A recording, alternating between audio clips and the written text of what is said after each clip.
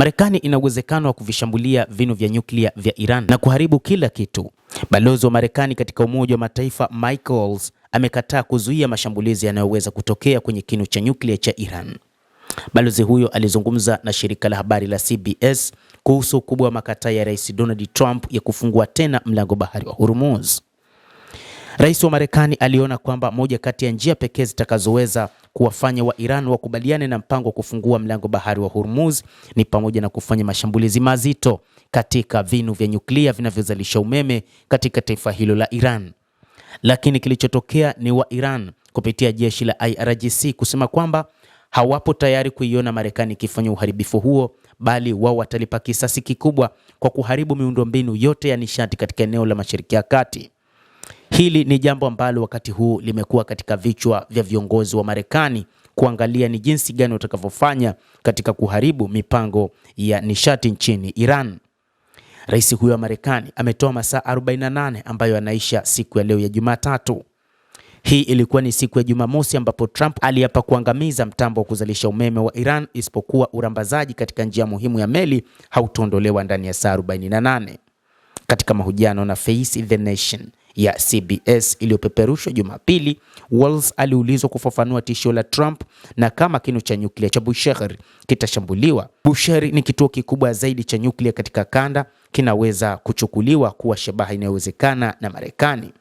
Lakini kupitia kauli iliyotolewa na Waltz alisema, "Naam, siwezi kamwe kuchukua chochote mezani kwa rais, bila shaka si kwenye televisheni ya taifa." Waltz alisema, akiongeza kuwa kuna mitambo mikubwa inayotumia gesi na nishati ya joto kote Iran, ikiwa ni pamoja na kituo cha karibu na Tehran. Na kwa kadri tunavyodhalilisha uwezo wao wa kijeshi na msingi wao wa viwanda vya ulinzi, chaguzi zote zinapaswa kuwa mezani na rais ameweka wazi hilo, Waltz alisema. Kiwanda cha Bushehr kilicho kando ya Ghuba ya Uajemi, takribani kilomita 1200 kusini mwa Tehran, kilijengwa kwa usaidizi na Urusi na kuzinduliwa mwaka 2011. Kina uwezo wa takribani megawati 1000.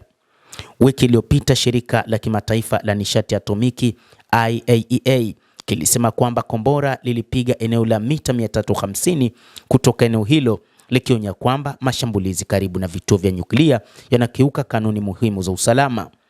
Opereta wa kinu cha nyuklia cha serikali ya Urusi Rosatom alilaani shambulizi hilo. Iran ilijibu vitisho vya Trump kwa onyo kali kwamba itagonga vifaa vyote vya maji na nishati huko Israel na majimbo ya Ghuba pamoja na vinu vya umeme. Jeshi la Iran lilisema litafunga mlango bahari wa Hormuz kwa meli zote, sio tu meli za adui, ikiwa maeneo ya nishati ya nchi yatashambuliwa. Mtazamaji wa The World News, hayo ndiyo ambayo Marekani inayawaza kwamba inataka kukishambulia kinu cha nyuklia cha Bushehr kinachozalisha zaidi ya megawati 1000.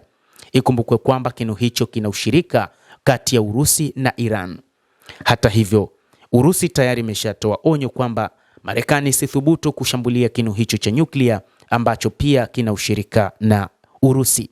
Basi ni kusihi tu mtazamaji, usisahau kulike, usisahau kucomment, kadhalika kusubscribe channel yetu hii ikiwa bado hujafanya hivyo. Utakuwa unapata habari hizi kwa mapana kupitia hapa The World News. Mimi ni Adam Hussein. Endelea kuwa nasi wakati wote, endelea kutufuatilia uweze kuyajua mengi yanayojiri katika ulimwengu.